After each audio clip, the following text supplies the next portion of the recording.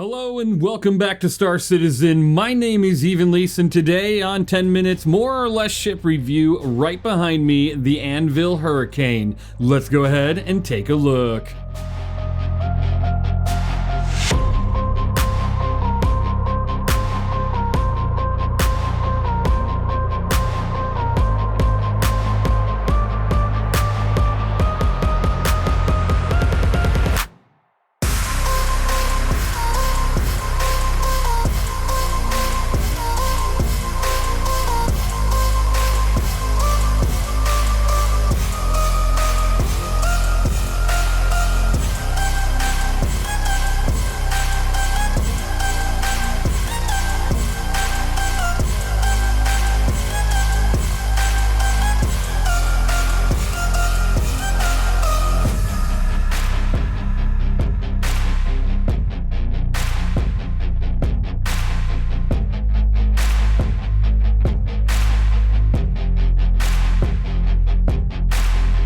Alright, welcome back to another review. Today we're taking a look at the Anvil Hurricane, which has received a good amount of buffs in the past couple patches, so let's take a look at that. Before we start, thank you to Archangel 8 and Rinrar42, as well as Cypher 1 flying the opposing ship in all the PvP scenes. First, let's start off with odd stats. This ship, and we're gonna do a little bit different this time. Let's talk about its components first, and then we'll move into the stats. You do have one size 2 shield generator, which is military grade C. You have 2 size 1 power plants, which are military grade C. You have 2 size 1 coolers, which are military grade C. You have 1 size 1 quantum drive, the Expedition quantum drive to be exact, civilian grade C. Outside of that, everything else is your standard on ships, so like your size 1 radar and your size 1 jump drive. So now let's go ahead and talk about the ship and what it can do for you. This thing does have a $210 price tag if you were to buy it on the Play Store when it is available. If you buy it in-game, it's 5,556,600 aUEC. Definitely not a terrible price for what it can do for you or your turret gunner or both, because it is a 2-man ship, but there is no livable interior. So if you're looking to go the distance, it really won't do that for you, but it is fantastic taking off from a carrier or from, a station, getting out there into the fight. It does have an 8-minute and 33-second claim time, and if you were to expedite that, it is 2 minutes and 51 seconds, allowing you to go get some double dogs and some cruise lux, and you're out there back on the battlefield, ripping things apart. Now, you also, as the pilot, have 1,636 burst pilot damage per second due to your 2 size 4 CF447 Rhinos.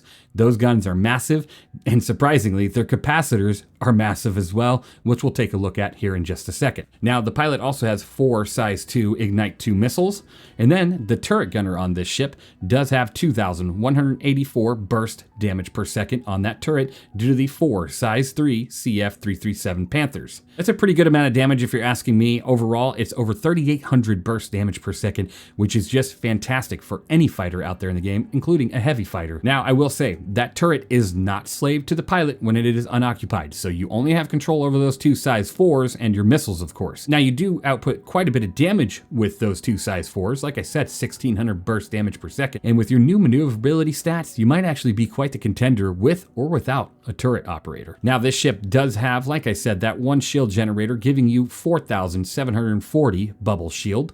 You can definitely upgrade that to get a little bit more juice out of the shield generator for this ship. And then if you were to get past that shield, you do have 18,226 HP.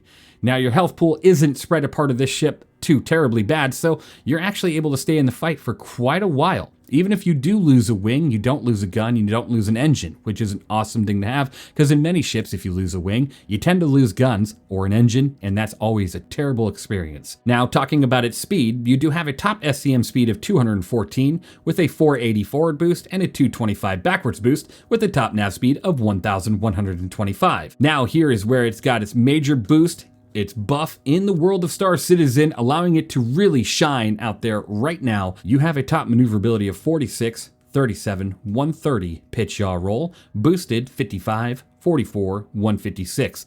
Before, this ship was in the 30s with all of those stats, which makes that a heck of an upgrade to its maneuverability, allowing it to go out there and just output some major damage, which is just awesome. Now, before we take a look at the interior, I do want to say you have 13.5 SCU of hydrogen fuel and 1.3 SCU of quantum fuel. Like I said, this ship is not one that's going to be going long distances. It's going to be going from station to combat, or from a carrier to combat, and that's just about it. There's no interior, so a big fuel tank isn't as needed as certain other heavy fighters with an interior, which I will say, it does not have any components or gold standard pass, so you will not be accessing any of your components on this thing, and there's no way to touch like the buttons, there's no panels or anything to open anything up. You just go straight up to the front of the ship here to enter, which I will say, the entering animation doesn't take as long as some ships, like, you know, the Talon. Once you're in here, you are good to go. And as you can see, we do have a red wing, and that's only because of the fight with the F8 Lightning, which you'll see here shortly. Now, otherwise, you have a capacitor of 176 shots per size 4 gun, and you have quite the MFD setup. I'm gonna go ahead and turn on the engines really quick. As you can see, we do have our coolers taken out, but if I take that, let's go ahead and, you know, minus our engines just a little bit and do this. There we go. So overall, for power distribution, it's not terrible. You're only taking 1 point off your cooler to get everything filled up for guns and your shields, which is definitely not bad. Now you have a total of 4 MFDs in front of you and your radar, and then you have an ejection seat right here, as well as some buttons on the right, and of course the left of the ship. But for now, we're gonna go ahead and exit and take a look at the turret seat. As you can see, it's right here. Go ahead and enter. Like I said, the enter animation is definitely not that bad, so we'll make our way up. And the turret is really nice. You do have, of course, 4 MFDs and a radar. Surprisingly, this thing has got quite the setup, allowing you to, you know, do what you need to do out there. And each one of those guns has 176 shots, which is just fantastic. Now, when looking straight up, you do not get to see what you're shooting at, but you can definitely see pretty much anywhere else. So as long as your pilot is continuing to roll the ship and make sure that the target is always in the gunner's view, you're gonna have quite the damage output. Let's go ahead and take a look at that footage from the fight between this and the F8 Lightning, and then I'll give you my score.